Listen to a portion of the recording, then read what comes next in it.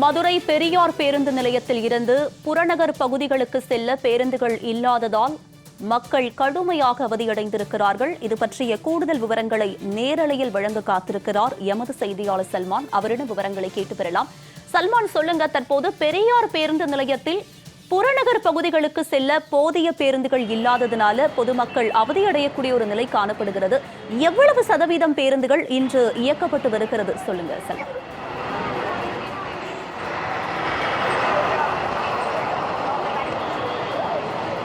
அரசு போக்குவரத்து பணியாளர்கள் இரண்டாவது நாளாக வேலைநிறுத்த போராட்டத்தில் ஈடுபட்டு வருகிறார்கள். தங்களுடைய 6 அம்ச கோரிக்கையை உடனடியாக அரசு வலியுறுத்த கோரி இதுபோன்ற ஏற்கனவே அவர்கள் பல்வேறு அறிவிப்புகள் விடுத்திருந்த நிலையிலும் அரசு கண்டுகொள்ளாத நிலையில் இந்த வேலைநிறுத்த போராட்டமானது நடைபெற்று வருகிறது. இதனால் மதுரை மாவட்டம் முழுவதிலுக்குமாகவே குறைந்த அளவு பேருந்துகளை இரண்டாவது நாளாக இயக்கப்பட்டு வரும் நிலையில் ஆங்காங்கே பேருந்துகள் இல்லாமல் பொதுமக்களும் அதேபோன்று மாணவ மாணவிகளும் பயணிகளும் கடும் சிரமத்திற்கு ஆளாகி இருக்கிறார்கள். மதுரை பெரியார் பேருந்து நிலையத்திலிருந்து புறநகர் பகுதியாக சொல்லக்கூடிய அலங்காநல்லூர், வாடிப்பட்டி, அதேபோன்று திருமங்கலம், நாகமலை, புதுக்கோட்டை, சக்கிமங்கலம், களிமங்கலம், அதேபோன்று மேலூர், வாடிப்பட்டி, திருமங்கலம் உள்ளிட்ட பல்வேறு பகுதிகளுக்கு செல்லக்கூடிய பேருந்துகள் என்பது 1 மணி நேரத்திற்கு 1 பேருந்துகள் மட்டுமே இயக்கக்கூடிய ஒரு சூழல் ஏற்பட்டிருக்கிறது.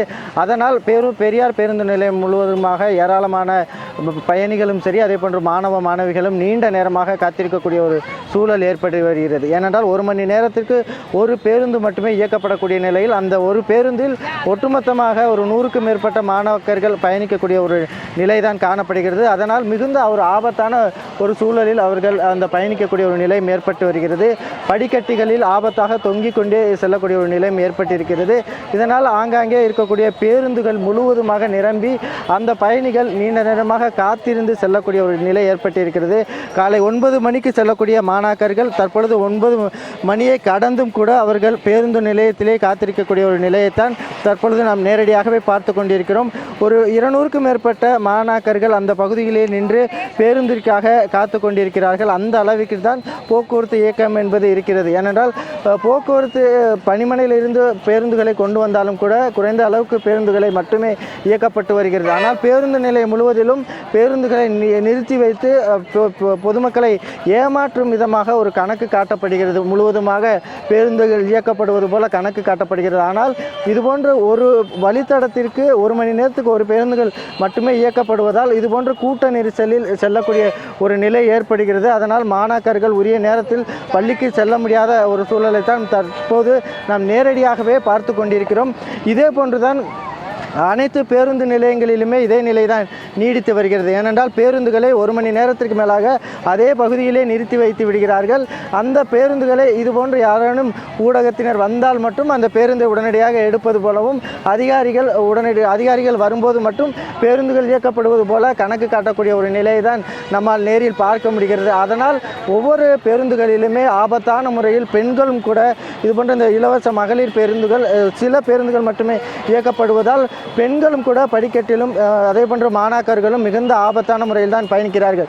பேருந்து நிலையத்திலிருந்து புறப்படும் பொழுதே இது போன்ற மிகப்பெரிய அளவிற்கான கூட்டத்தோடு படிக்கட்டுகளில் பயணிக்க ஒரு சூழலில் அடுத்தடுத்த வழித்தடங்களுக்கு செல்லும்போது இன்னும் அதிக அளவிற்கான பயணிகள் வருவார்கள். அந்த நேரத்தில் பேருந்து வழித்தடங்களில் நிறுத்தாமலே பயணிகளை ஏமாற்றி செல்லக்கூடிய ஒரு சூழல் தான் காணப்படுகிறது. இதனால் போக்குவரத்து பணியாளர்களின் 2வது நாள் போராட்டம் காரணமாக பெரியார் பேருந்து நிலையத்தில் போதிய பேருந்துகள் இல்லாமல் முழுவதுமாக பயணிகளும் மாணாக்கர்களும் நீண்ட நேரமாக காத்திருக்கக்கூடிய ஒரு நிலையை தான் நம்மால் தற்பொழுது பார்க்க முடிகிறது. சல்மான், பொதுவாகவே காலை நேரம் என்பது அலுவலகத்திற்கு செல்பவர்களும் பள்ளி கல்லூரி மாணவர்களும் பேருந்தில் பயணம் செய்யக்கூடிய ஒரு நேரமாக பார்க்கப்படும் நிலையில் நேற்றே நிறைய பேர் பேருந்து கிடைக்காமல் வீட்டிற்கு திரும்பி செல்லக்கூடிய ஒரு காட்சியையும் நம்மால் பார்க்க முடிந்தது. அப்படி இருக்கும் பட்சத்தில் இன்னைக்கு என்ன நிலைமை அங்கு?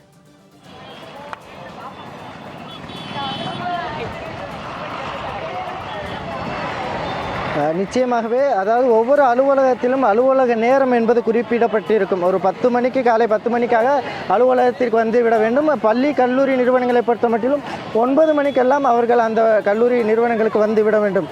இந்த நிலையில்தான் ஆனால் இதுபோன்று போதிய அரசு பேருந்து இயக்காததன் காரணமாக அவர்கள் பேருந்து நிலையத்திலிருந்து செல்வதற்கே 10 மணி முதல் 11 மணி வரைக்கும் ஆகிவிடுகிறது. இதுபோன்று இதன் காரணமாக அவர்களுக்கு 1 மணி நேரம் அவர்களுக்கான அந்த பணி செல்ல முடியாத ஒரு சூழல் ஏற்படும் செல்லும் பொழுது அவர்கள் விடுமுறை எடுத்து மீண்டும் வீடுகளுக்கே திரும்பக்கூடிய ஒரு நிலைதான் காணப்படுகிறது.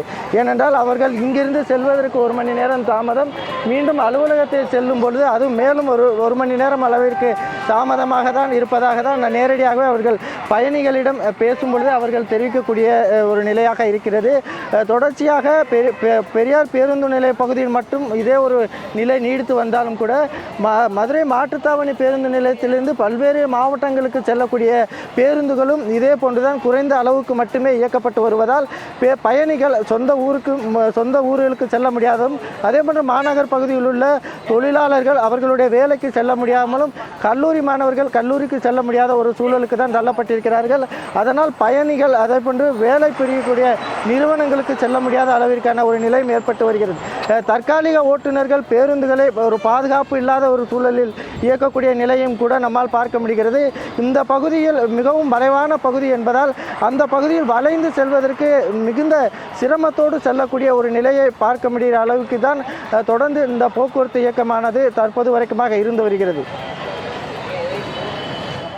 உங்களுடைய விரிவான விவரங்களுக்கு நன்றி செல்மா.